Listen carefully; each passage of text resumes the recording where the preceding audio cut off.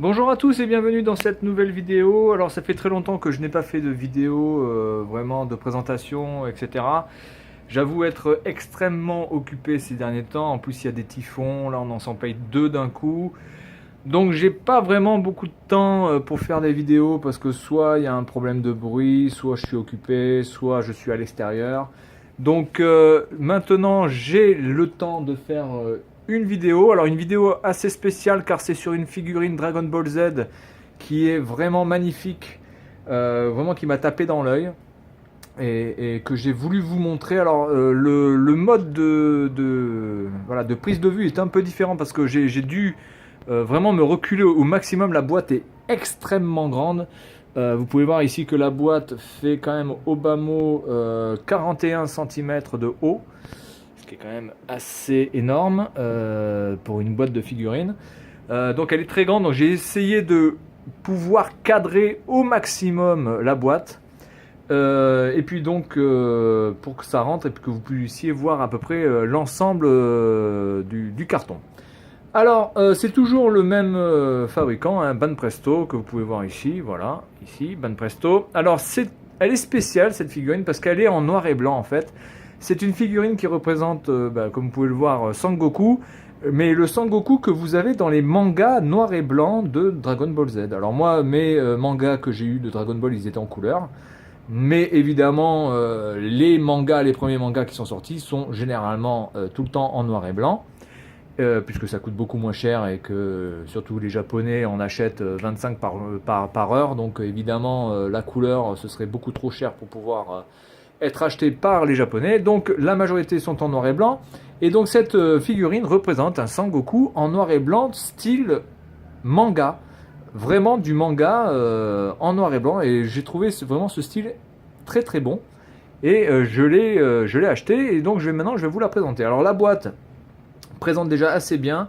Vous avez ici le modèle, voilà, la face de Sangoku qui représente exactement, vous pouvez voir vous pouvez voir exactement ici la petite mèche comme ça. Vous pouvez voir exactement qu'elle se retrouve ici sans aucun problème. Je pense que c'est le Sangoku qui est tiré de l'arc Namek contre Freezer. Vu l'état des vêtements, je pense que c'est là. Hein. C'est tiré de cet arc là contre Freezer. Ensuite sur le côté, alors ce qui est plutôt pas mal aussi, c'est vitré, enfin c'est vitré, c'est plastifié mais c'est transparent. On peut voir aussi le côté droit de Sangoku. Vous pouvez voir ici les fameuses informations, tout ce qu'il faut original de Banpresto. Et ensuite vous pouvez voir le côté gauche de Sangoku. Voilà. Alors je vais passer de suite au déballage parce que la boîte vraiment est énorme et je ne vais pas non plus garder cette boîte devant l'objectif pendant 10 000 ans.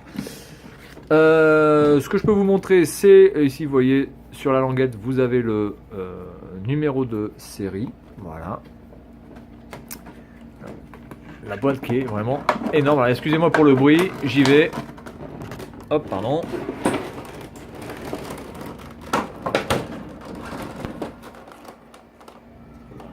Je vais essayer de ne pas faire de conneries, ce qui n'est pas gagné.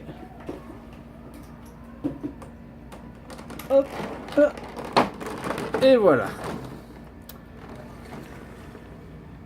Alors, on peut voir déjà que cette figurine est très très bien protégée. Deux parties en plastique qui vraiment couvrent parfaitement la figurine. Elle est extrêmement protégée, il n'y a rien à dire. Le déballage se fait assez facilement. Hop, voilà, j'ai enlevé la première partie. Nous avons la figurine qui est très lourde. Très très lourde, bon là c'est surtout par rapport au poids. Vous avez une petite cale en plastique qui est mise ici pour éviter que peut-être le dos, que ça ballotte au niveau du dos. Donc vous avez une petite cale en plastique qui a été mise et ça c'est plutôt pas mal. Et vous avez le socle. Bon, le socle ne sert pas vraiment à grand chose là parce qu'elle tient parfaitement, mais enfin bon, bref, il est là. Gardons-le. Voilà, bien. Alors, on y va. On va déjà faire la pesée, la taille, etc. Alors, elle fait 33 cm à peu près. Vous pouvez voir, 33 cm ici. Voilà, donc on est à peu près à 33 cm de hauteur. Et le poids, alors le poids qui est conséquent, elle fait au moins plus de 5, enfin elle fait 500 grammes. Déjà ça, j'en suis quasiment sûr, elle fait au moins 500 grammes. Et elle fait, alors je vais voir si je vois quelque chose. Excusez-moi. Ok. Elle fait 668 grammes, point 3. Mais elle est super lourde. Extrêmement lourde. Là, il n'y a pas de vide, il n'y a pas de creux dans cette figurine. C'est du plastique plein. Alors, je vais vous montrer un petit peu le style. Parce que c'est surtout ça, moi, qui m'a fait la prendre, en fait, dans le magasin. Voilà, donc vous pouvez voir vraiment que le style est vraiment superbe. Les vêtements déchirés. On a vraiment l'impression que c'est du tissu. Mais c'est absolument pas du tissu, en fait, c'est du plastique. Et elle est... Oh là, pardon. Elle est magnifique. Voilà, hop. Essayer de cadrer tout ça. Voilà. Voilà, donc là, vous pouvez vraiment bien voir Sangoku. Il n'y a pas un problème, là, je crois que c'est quoi ça? Qu'est-ce que c'est?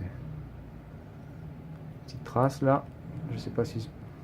l'enlever. En tout cas, bon, ça je pense qu'on peut l'enlever, c'est pas un problème. Mais regardez quand même le détail, vraiment. Même les, voilà, vous voyez, les petites pattes là sur le côté, très très bien fait. Vous pouvez même voir, alors je sais pas si on peut le voir ici, mais Sangoku a des marques sur le visage et c'est vraiment des marques de bagarre. Hein. C'est pas des marques style c'est mal fait ou quoi que ce soit. C'est vraiment des marques de coups de poing. C'est des griffures un petit peu là. C'est vraiment bien fait. Regardez aussi les bras. Voilà, la musculature extrêmement bien faite. Ici, on peut voir même les veines qui ressortent. Voilà, donc cette figurine est magnifique tant par la couleur choisie, parce que vraiment, quand on la voit comme ça, elle claque quand même. Enfin, moi, je sais pas pour vous. Hein. Après, c'est assez subjectif évidemment, parce que chacun a ses goûts. Elle existe exactement. Ce modèle existe exactement en couleur. Il existe en modèle couleur aussi. Mais vraiment, quand on a les deux modèles côte à côte, je trouve que ce modèle-là est beaucoup mieux parce que il est vraiment original. Alors regardez aussi voilà, la déchirure au niveau voilà, regardez ça, c'est super bien fait, très très bien fait. On peut voir quand même l'espace dans le pantalon. Vous n'avez pas quelque chose de plein là qui est rempli de plastique, alors que ce serait juste pas possible. Le pantalon il flotte. Et bien là, le pantalon, on voit vraiment qu'il flotte par rapport à la jambe. Et ça, c'est vraiment excellent, quoi. Voilà. Les godasses sont super bien faites. Vous pouvez voir aussi les lanières, les détails sur les lanières des chaussures. Vous pouvez voir le détail sur les semelles. Les semelles ne sont pas plates, toutes plates, d'un plastique vraiment. C'est rainuré, vraiment comme comme les vraies chaussures de Sangoku. Voilà, donc je trouve vraiment. Vous voyez, ils font même des petits trous. Vous voyez, parce que bizarrement, faire un grand trou pour faire style, c'est bien, mais vous voyez, c'est un peu con d'avoir des grands trous comme ça si vous n'avez pas vraiment de petits trous dans votre pantalon. C'est quand même assez rare, surtout quand vous vous êtes battu. Vous pouvez bien sûr avoir de grands trous comme ça. Et ça, ça paraît logique. Mais ils ont quand même eu l'idée de mettre les petits trous parce que évidemment, ça paraîtrait complètement con d'avoir des grands trous et de ne pas avoir des micro-trous dans les vêtements durant le combat. Ben, ils y ont pensé et ça, c'est plutôt pas mal aussi. Regardez aussi derrière, vous avez le pantalon qui est déchiré voilà, par rapport au haut. C'est vraiment, vraiment, vraiment bien fait. Le détail des doigts aussi. Hein. Regardez, là, vous pouvez voir les traits des doigts. Très bien fait. Détail des phalanges, voilà. Donc, et bizarrement, cette figurine ne m'a pas coûté extrêmement cher.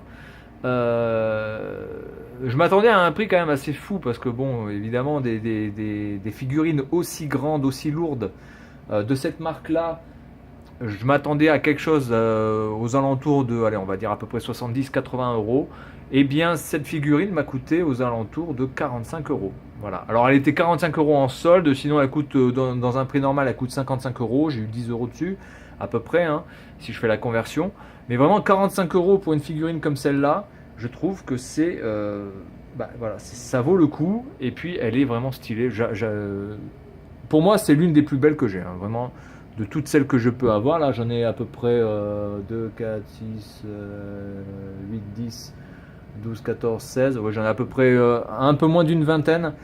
Mais c'est vraiment celle-là qui, pour moi, est la plus originale. Je trouve vraiment que d'avoir pris comme modèle les couleurs du manga et d'avoir fait un Sangoku couleur manga, je trouve ça vraiment super et très très très artistique. Je sais pas qui a fait cette œuvre.